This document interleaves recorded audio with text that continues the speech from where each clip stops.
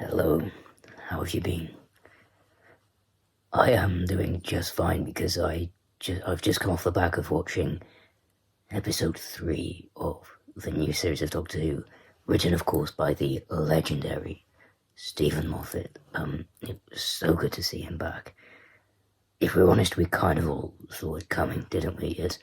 As much as everyone tried to deflect it, all the rumours, it's so funny now knowing that he came back and seeing that interview with the Radio Times of him saying flat out never coming back, but slipping in the 2 titles of the new episodes that he's written. Which is of course another subject in itself. He's just been confirmed now to be writing the Christmas special for this year, which I'm very excited for because Moffat's Christmas specials are definitely among the best, with A Christmas Carol being possibly my personal favourite ever. Along with many others, he really knows how to write Doctor Who at Christmas. So yeah, I'm really looking forward to that. But even more so, I was looking forward to this episode because, as we know, some of his best work is when he's not been running this show, but he's been under Russell's reign. And he's not had the pressure of building the entire brand and writing the entire series. He's just had free reign to write one episode without any extra pressure or consequence. And boy did he deliver once again. I think Boom, this is an absolute masterpiece, to be honest. I know people have been praising it to high hell, and I think it's absolutely justified. I think the fact that the tension and suspense that he can create without making it boring, having such a simple premise, but keeping you on the edge of your seat for the duration of the episode, and not only that, but making it feel like it flies by. I was halfway through the episode thinking I've been sat down for 10 minutes, and I saw that I was basically in the final act.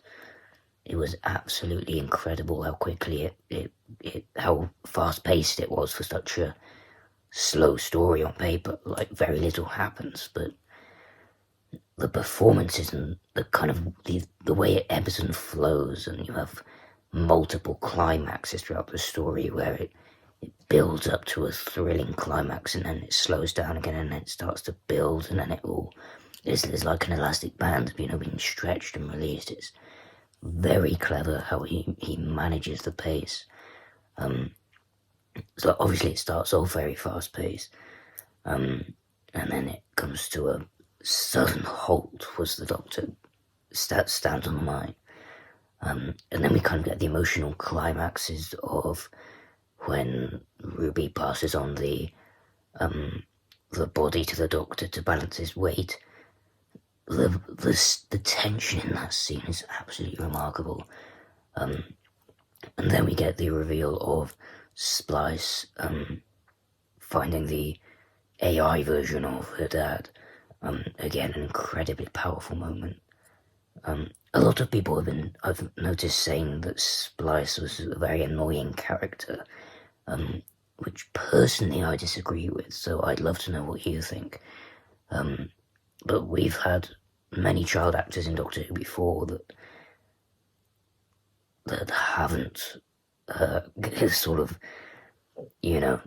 executed it as well as the actress did in this episode.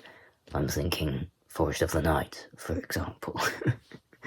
But yeah, I thought the child actor in this was really good. I thought her character was really good. I didn't find her irritating at all. I thought it was a great emotional pull for me personally. I thought it worked really well. It was kind of subtle enough, but at the forefront enough. I think it was perfect. Speaking of the actors, by the way, the side cast were absolutely mesmerising. This episode would not have worked if, every actor didn't give it their all. Obviously Ncuti's performance was amazing, and this episode really cemented him in my mind as the Doctor. It was absolutely fantastic. But just as an episode by itself, it would not have been as enjoyable to watch if the side cast wasn't as talented. Obviously, we've got Varada Sethu, who's going to be a returning companion, which I'm so intrigued and excited to see where that goes. I was not expecting her to see. I was not expecting to see her this early on, but I am absolutely delighted. She was fantastic in this episode. I don't know the actor's name, but the Scottish actor who played Kanto, again, amazing. Their whole dynamic with that kind of almost couple vibe was incredible, really emotional moments. And the actor who played the father, I've forgotten the character's name, but yeah, he was really good as well. They were all just perfect for their roles. Then, of course, we had more climactic moments where, yeah, Splice discovers the AI version of her dad. Then, the scene where Ruby gets shot. The way that scene just flips on his head, and you kind of expect it to go one way, and then, again, Stephen Moffat just punches you in the gut in the best way possible. The music, I have to praise Murray Gold for this scene. It was absolutely perfect. The build and the climax to it. The direction, the fall. We saw on Unleashed how many takes these poor stunt double had to do. Yeah, honestly, those guys are absolute heroes. But yeah, the direction, the way it was shot, it was just perfect. Again, sort of staying on the theme of Unleashed, actually, we got to see how amazing the set was and how they put it all together, and I'm so glad we did, because it really made this episode, and it was great to see Doctor Who establishing these more modern techniques and new ways of shooting, which obviously they can now do with the takeover of Bad Wolf and investment from Disney. So yeah, I'm just seeing positive impacts from those two factors. As I kind of always expected, I know many people were skeptical, but I was very hopeful, and I've only seen positive things so far, in my opinion. Again, if you disagree, please let's have a discussion. I'd love to know your thoughts. But yeah, for me, this was just a fantastic story. I know people felt like the ending was a bit rushed, but personally, I think it was fine. I think there were hints of how the Doctor was kind of figuring it out throughout the story. He kind of already figured it out, really, as he got introduced to Monday Flynn. You kind of could already see that he was thinking that the Castarians didn't really exist. So obviously that wasn't apparent on first watch, but on watch back, I've kind of been noticing those hints throughout the story, and it kind of it's made the ending feel less rushed, which I know is a big problem for many people with this episode, but personally I don't think it was rushed at all. I think it was fine. We get that moment where Ruby was obviously it was in a very stressful and intense moment, but she takes a moment to just take in her first moments of realising she's on an alien planet.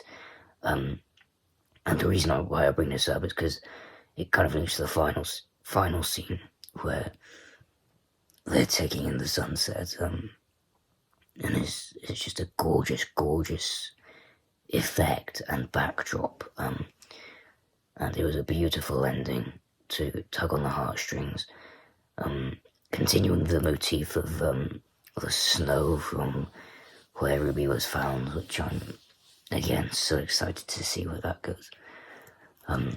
But yeah, overall I'd rate this episode probably an 8 out of 10. I think it absolutely deserves all the credit that it's been getting. I hope you enjoyed it as much as I did. And yeah, I was really looking forward to talking to you about this, because it was, yeah, I'm just loving Doctor Who at the moment. Like, it feels in such safe hands. I can look forward to it every week and know that I'm not going to be disappointed. Like, even with, for me, Space Babies has been the weakest episode of this new era, but I still enjoyed it. It's still a solid 5 or 6 out of 10 for me. Which, in my opinion, that was probably one of the strongest episodes of the Chibnall era, definitely. So yeah, it just feels like such an upgrade, and the show feels so secure at the moment in its quality. I've just got complete faith in Russell, and I feel like as a fan, I can just relax now and kind of just sit back and enjoy the ride, So yeah, I hope you're enjoying this new era. I've loved talking to you about it. I look forward to speaking to you about episode 4. Possibly even more so, but we'll get into that. Yeah, other than that, enjoy the rest of your evening, and I'll see you very soon. Bye bye.